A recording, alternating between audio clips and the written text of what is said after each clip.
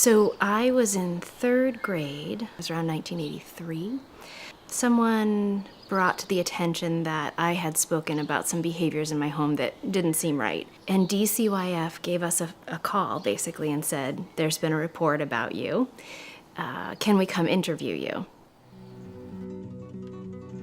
Victims of sexual assault were interviewed multiple times. You'd have DCYF, the police department, you'd have the prosecutors, you'd have medical personnel, you'd have a therapist, constantly doing all these interviews with this poor person. Those interviews were used against them because a defense attorney would say, oh, but you said this here, but you didn't say it here.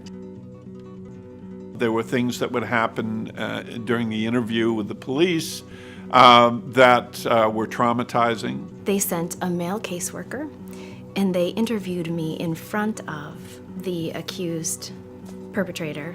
I was pretty sure I had done something wrong. A lot of the groups and agencies that helped survivors, helped victims, oftentimes they would actively discourage victims from reporting, from going forward, primarily because of what they would be subjected to in the course of a prosecution. The caseworker determined that my stepfather didn't know how to keep his clothes on properly.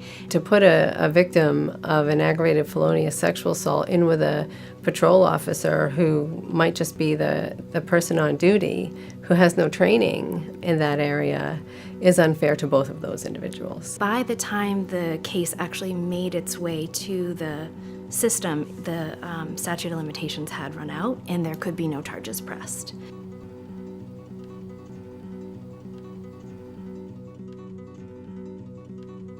In the mid-'80s, in Stafford County, we developed a sexual assault prosecution protocol that became eventually a statewide standard in how these cases are investigated and prosecuted.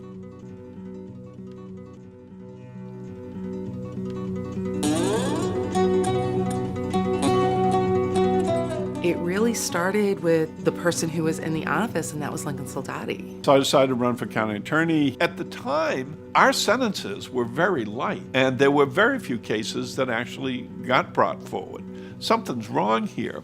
And that's when I realized, wait a minute, it doesn't have to be this way. So we got this grant to develop a victim assistance program, and we put an ad in the newspaper. And so I was aware of a job offer at the Stafford County Attorney's Office, and it just sounded like something I would really like to do because there was the potential of making some systemic changes. There was a new movement going on, believe it or not, in all places, Huntsville, Alabama. And we went down and observed a program they had that was unlike anything that certainly existed at the time in New Hampshire, in which they videotaped their victims. Stafford County began to develop a protocol, sexual assault protocol, that had a victim witness advocate provide the support, prepare them, introduce them to the courtroom, take away their fears. And that limited the number of interviews for victims. Because everything was being recorded, there was no need then to do multiple interviews. You know, when somebody says, I've been sexually assaulted, believe them. The trauma was lessened by such a degree. It was amazing. There wasn't another program in the state that had the forensic interview protocol for the investigations of sexual assault. Nance contacted me to come over here, and I was leery. Anytime you have change, and particularly if it's systemic change, you're going to have pushback. I mean, Lincoln had his own reputation as well. Like, you know, he expected certain things, and not all prosecutors thought this was a good idea. I actually had a prosecutor once who complained to me, and he says, well, I'm not going to let some social worker tell me how to do my job. And of course my response was, well, you should, because you'll do a better job. First and foremost, because we had no money, we had to find a place where we could do this. Other counties had a lot more funding available to it in terms of the county attorney's office. I felt like I had stepped into the Brady Bunch, maybe, like 70s. My desk had like metal hanging from it. Stafford County was cheap. Okay. There were avocado colored chairs that are still upstairs in the jury selection room. We found inventive ways to do things, and a lot of times I would, do a lot of the manual work myself. But it was definitely different. But then it didn't matter because the fight was right, the feeling was right, the judges were great, and it just all fit, and you realize that glamour doesn't make good. In the end, it all worked, and it worked extremely well. It's what's around you, it's the people, it's the result. At 16, I had a friend that, so I was assaulted. It was a violent sexual assault at 16 years old.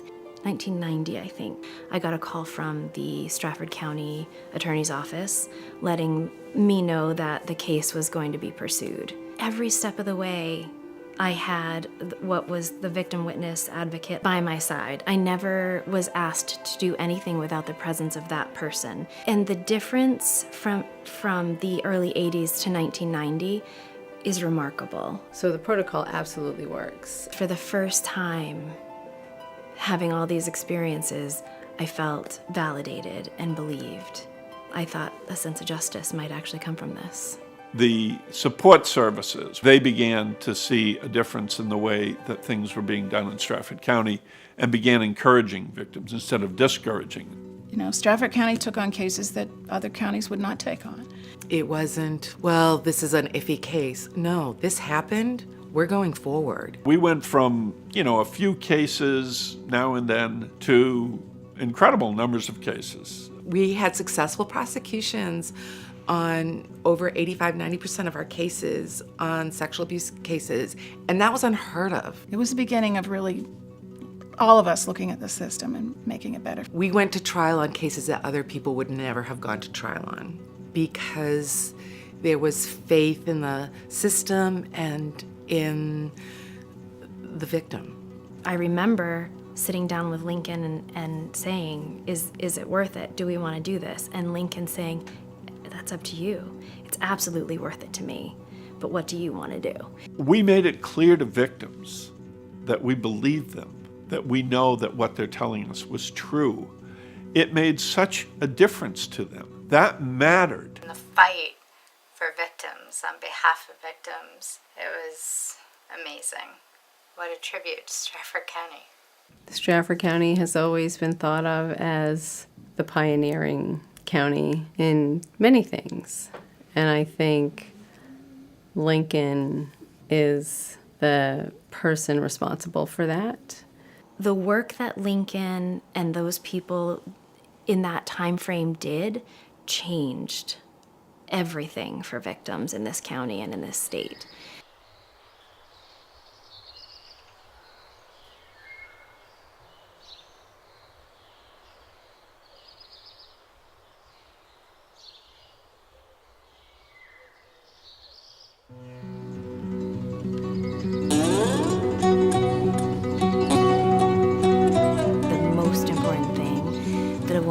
To hear is that they're believed, because society often doesn't believe us, it blames us.